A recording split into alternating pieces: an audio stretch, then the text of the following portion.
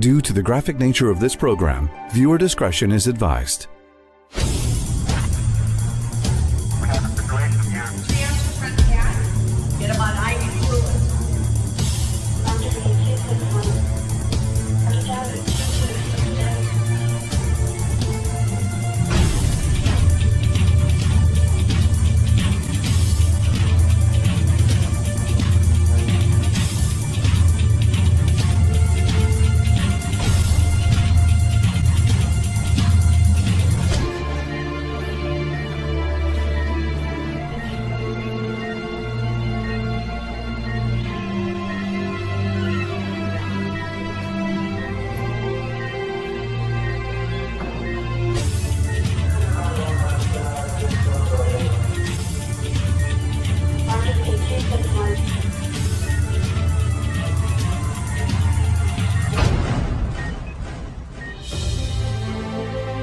Milwaukee Emergency Center for Animals Television is brought to you by Animal Fairy Charities, a premier organization focusing on animal welfare while teaching compassion to young children.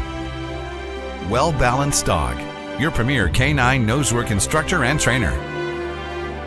And Camp Bow Wow, premier doggy day and overnight camps.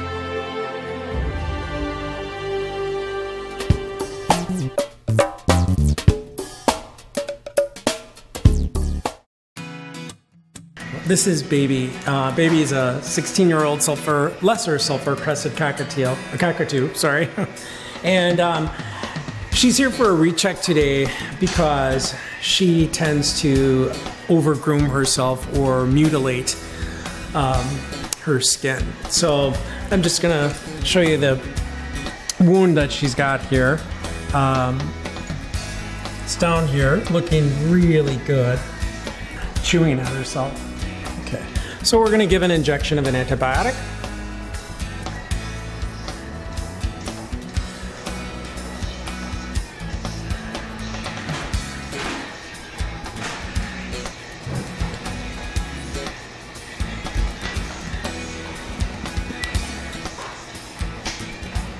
And we're all set. So we'll put Baby back in the cage and let her sit for a few minutes. Good girl, Baby. And you can see the collar that she's got on to prevent her from chewing at herself. I think she's probably plucking some of the feathers on her legs as well. But the good news is she's not causing a wound yet. So we'll see her back in about a week. This is a chinchilla. In terms of what they need for their appropriate care, they definitely need a lot of fresh hay at all times, never run out. The best kind of hay is Timothy hay. Otherwise, they can have other kinds of hay like meadow hay, botanical hay, orchard grass. Those are things that they really love to eat. In terms of pellets, they only need a small amount of chinchilla adult pellets a day, so 1 tablespoon per chinchilla. So I have 2, so I feed them 2 a day, and they should be able to share that pretty well. The other important thing that is really, really unique to chinchillas is that they need a dust bath. The dust allows them to maintain a really appropriate fur coat, which you can see here, that's very, very fine. And so the oils that they accumulate normally in their skin can make their fur, really stick to each other and get very matted. So they need dust to keep their fur nice and healthy like this. And so the dust bath is something that would be done twice a week. We don't want to do it too often or have it in the cage at all times because they're going to be prone to developing eye infections because the dust will accumulate in their eye. The other thing to note about chinchillas is that their teeth are very important for their health, both their gastrointestinal health and otherwise. That's why the hay is very important for them. They do need to be able to chew on things, so things like wood, healthy wood, apples, treats, and then other things that allow them to wear down their teeth appropriately. So again, hay is really critical for that. These guys are very active, intelligent creatures, and so they do need to be let out of their cage at least once a day for half an hour to allow them the appropriate exercise and enrichment in their environment. Having a wheel in their cage is really important. Again, promotes exercise when they're not outside of their cage. They are social creatures, so if you can get them a fellow early on, that is best for them. Otherwise, they do become territorial, and introducing another chinchilla later on becomes very difficult. And then you can see that her ears are very big and they don't have fur. That is normal. They have incredible senses of hearing, and so parts of their skull that they use for hearing are the same size as ours, which means that their hearing is very, very good. And then water available at all times. You want to refill the bottle, as needed, and then absolutely do a full cage change once a week. The bedding should be Carefresh or some kind of recycled paper. You should spot check for urine spots once a day, and then do a full cage change once a week. So we got a 25-year-old Amazon parrot here, and yesterday, unfortunately, she got into quite a bit of guacamole. One of the people at the party was giving her corn chips with guacamole on it, and guacamole is made with avocados, and with birds, avocado is considered to be toxic. The theory is that there are compounds in the avocado called cardiac glycosides, which cardiac refers to the heart. So what it does, it affects their heart and makes them sick. Other references are more worried about the fat in the avocado causing a problem. So this bird here came in and isn't eating. Stopped eating this morning and isn't like her to do that. The owner said she normally has a huge appetite and eats breakfast with her every morning and isn't really doing much. She's really in pretty good condition for the most part. I'm going to probably just offer that we keep this bird here for about 24 hours and monitor, see if she's eating. The damage is done, so now we just have to wait, and hopefully she won't show signs of toxicity, which would, be kind of going downhill and not eating. So if we can get her to eat, we can actually gavage feed her, which is pretty much just crop feeding. We'll crop feed her and then we'll put her in some heat support. Milwaukee Emergency Center for Animals Television is brought to you by Animal Fairy Charities, a premier organization focusing on animal welfare while teaching compassion to young children through education, experience, and leadership. Well Balanced Dog, your premier canine nose work instructor and trainer. And Camp Bow Wow, premier doggy day and overnight camps. And now, a word from our sponsors.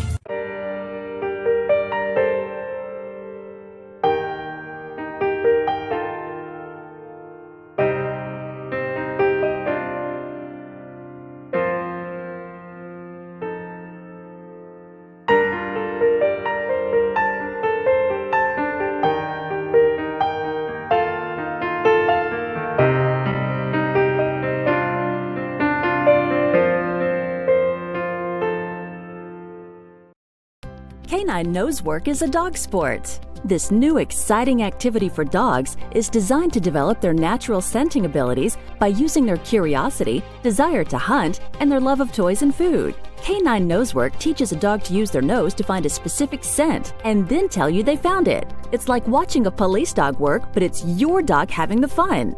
Any dog can do it, and they build confidence and solve problems, all while burning lots of mental and physical energy. Get your dog involved. Call Well Balanced Dog or visit dogwellbalanced.com.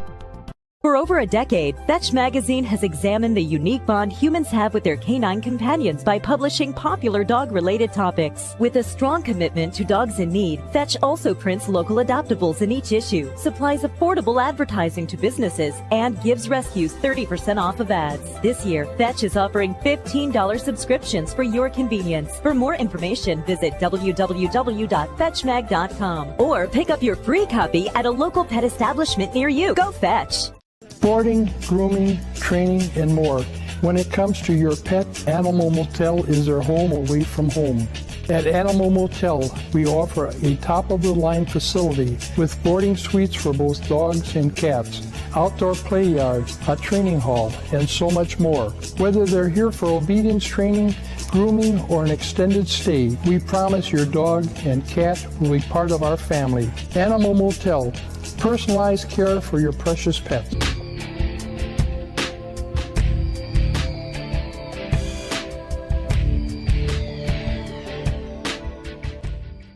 Sean came in with Lola, who is a very cute Labrador, about 9 years old. She's female spay, with a history of that she's been shaking her ears a lot. She has had ear allergies her whole life. She's 9 now, and I have a special food diet that she's on that maintains it most of the year. It's always worse in summer, but this time it's winter. I clean her ears. I give her Apoquel every day just to maintain. It's mainly in her ears, but also licking and biting in between her toes. Sometimes bleeds. It's a constant issue. This weekend she was acting pretty normal, and then yesterday I was just petting her like normal and felt her ear, and it's hard as a rock and thick, and really scared me because that hasn't happened before. And it's just the one ear, but it's really, really bad. So we call it atopy, which is chronic skin infections. A lot of times it's related in people who have gluten allergies, lactulose intolerance, or peanut allergies, or any of those type of food allergies. We find it very commonly in dogs too. And that's why all the food companies have become massively made up all these new foods in the last 10 to 15 years. Everybody wants the anti-allergy type foods. So food allergies in dogs can be portrayed as either gastrointestinal signs like chronic vomiting and diarrhea and those types of signs, or they can portray as food allergies, or both together. So what this is if you notice, the ear is kind of thick and puffy right here, and really kind of almost soft and spongy like. This is blood or blood-like substance between non-infection blood between the two layers of cartilage here. So just like our ear, where you have the cartilage on both sides, they have a big floppy ear. So what would happen if they had our ear, it would be like only this small, whereas they have a big long floppy ear. So if they get an infection, they shake their head a lot like she's doing, and then they hit against the side of the wall at some point, break that blood blister or blood vessel that's inside the two pieces of cartilage, and it oozes blood in there. So there's all blood in there because she's got an infection down in the ear canal itself. So now we're going to take her back and take that blood out.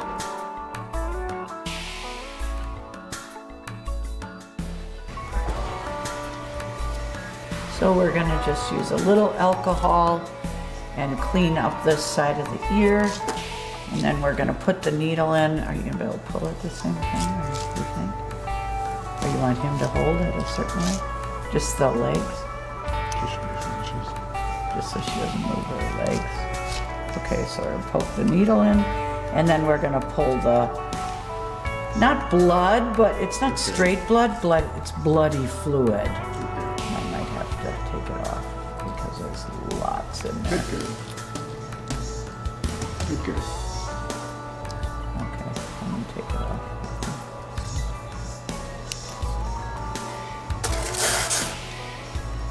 Good girl. There you go. Good girl. And she's like one of the best dogs in the world because most dogs don't sit here. I was telling him that usually we have to sedate the dogs because this hurts. I mean, it's a big needle, but she's so well behaved. We think she doesn't have a huge brain, but she's got a huge heart, so that makes her like the perfect patient. We're thinking if we can take down the inflammation and infection in the ear, that then that'll resolve and go away. If it doesn't, then you have to do major surgery and put an S-shaped curve in the ear and then suture the ear down and keep it permanently sutured. The only reason we don't like to do this, it's a major surgery, number one. Cost-wise, it's costly. And then third reason is that it 99% of the time crinkles the ear.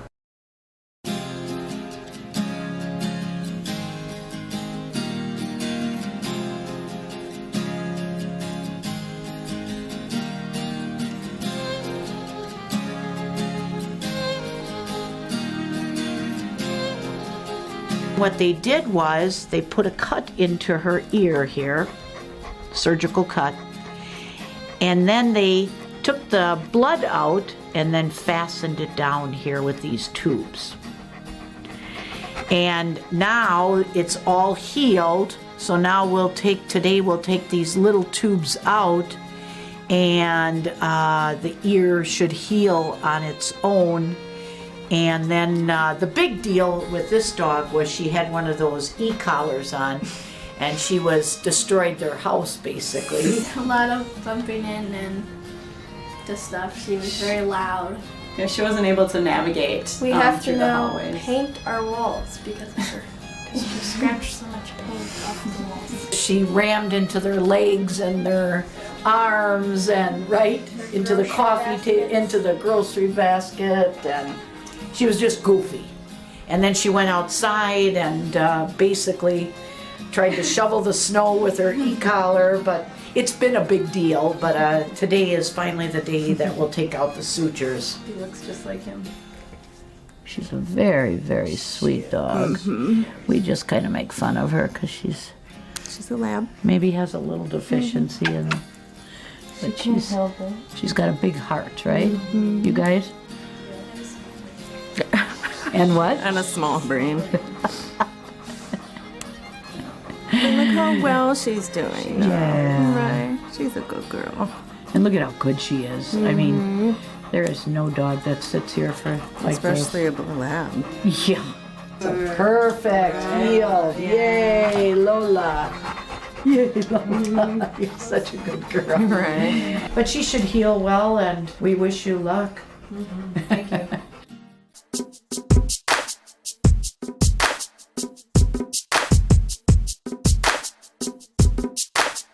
We are going to suture a small laceration on a puppy that keeps reoccurring. I talked to the owner about just leaving it heal. It would probably heal if we did nothing, but because there's another puppy in the house and it's broken open multiple times, she would like us to put a suture in. Since it just happened today, it was scabbed over, healing up. It just happened today, and she got scratched by a puppy in the house. She wants it sutured, so we're gonna go ahead. It was healed, and then she got another scratch. So the reason that we are sedating this puppy to shave up the area is because it's so wiggly, and it would not be safe to take a shaver or a clipper and go right by the eye. You could do damage to the eye. So this is the wound from today, and this is the wound from before.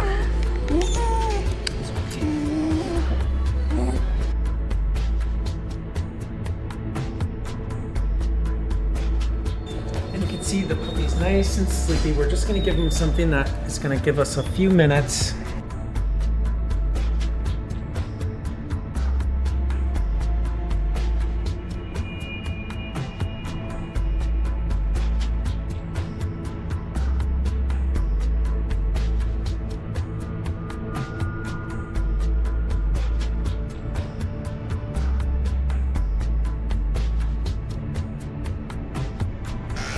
gonna just put my hand over the eye there, and that's to keep the eye closed.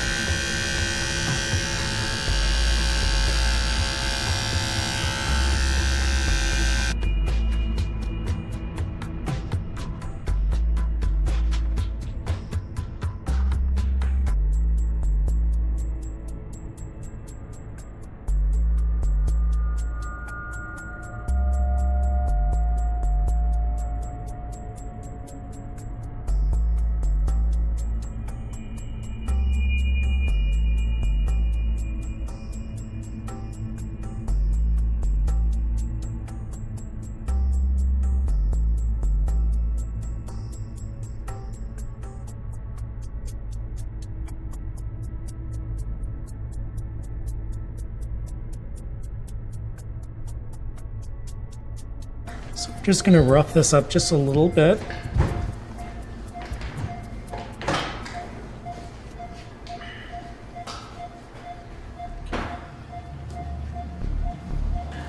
So we have this in here, and I keep putting my thumb right here over where his eye would be so that we're safe with the eye.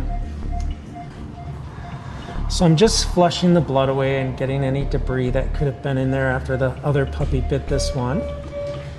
Get everything out of there.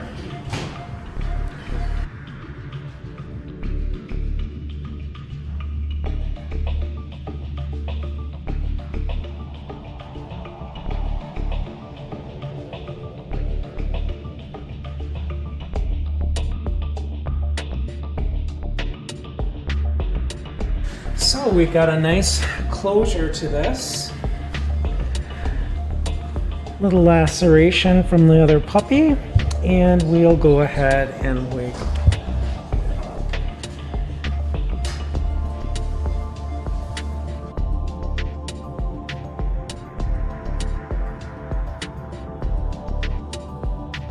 The sedatives that we used have some pain control, and we will send home some oral pain medications.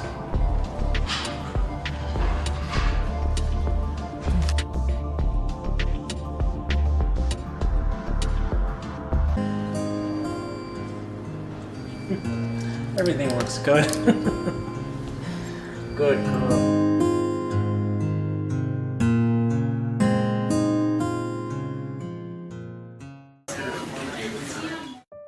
Snowball and her mother were attacked by a pit bull that was loose, that lived across the street from me. He first snatched Snowball here up. Somehow she got away from him and ran under a car. He came back and snatched her up and shook her. He punctured her lungs. By the time I picked her, he dropped her and I picked her up. She took her last breath. He's got a couple punctures. And some punctures. I know, baby. Yes. I know. So if I can get her on her side, we can show the other side. It's okay. So we just removed the drains today, and it is healing very nicely. She will have some oozing, but we talked about how to clean it up. It's okay. And then she'll be back in 10 days to have these sutures looked at and to have them removed. She's very traumatized by this. If we go by that area, that spot, she stops and looks across the street at it. And then she just stays right next to me. No little dog should have to put up with that. But at least now things are looking really good.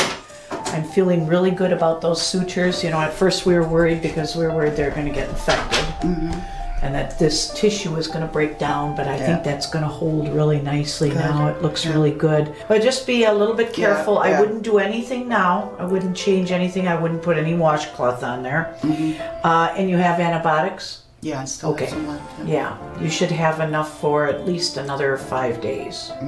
Okay? Probably, yeah. Okay. And then we'll take those sutures out in about 10 days. Okay?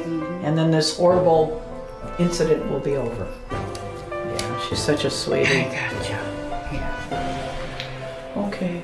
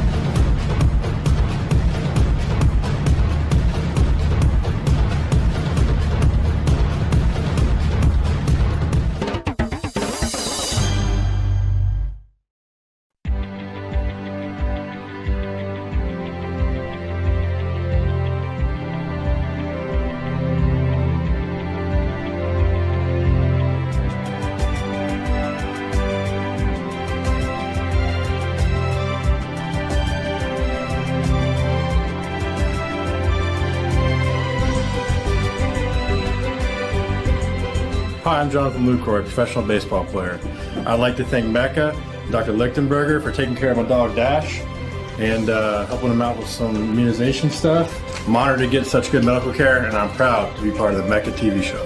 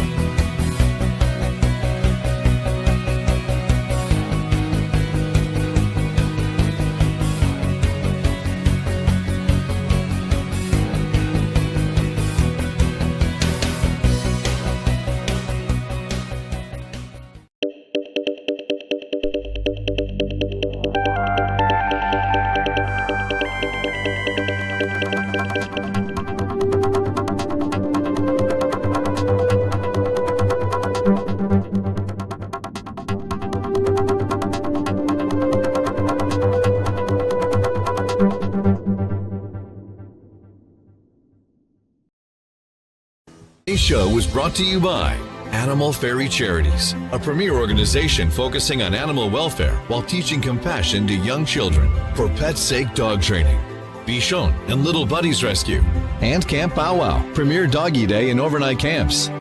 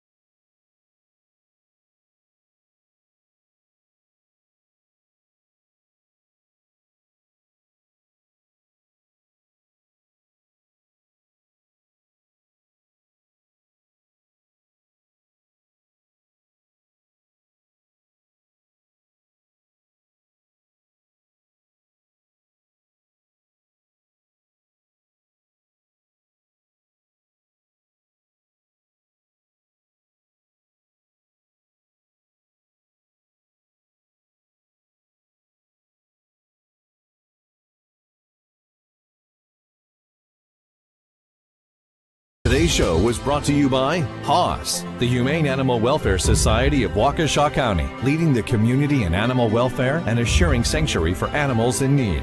Metropolitan Fence, we're always on the level. And Camp Bow Wow, premier doggy day and overnight camps.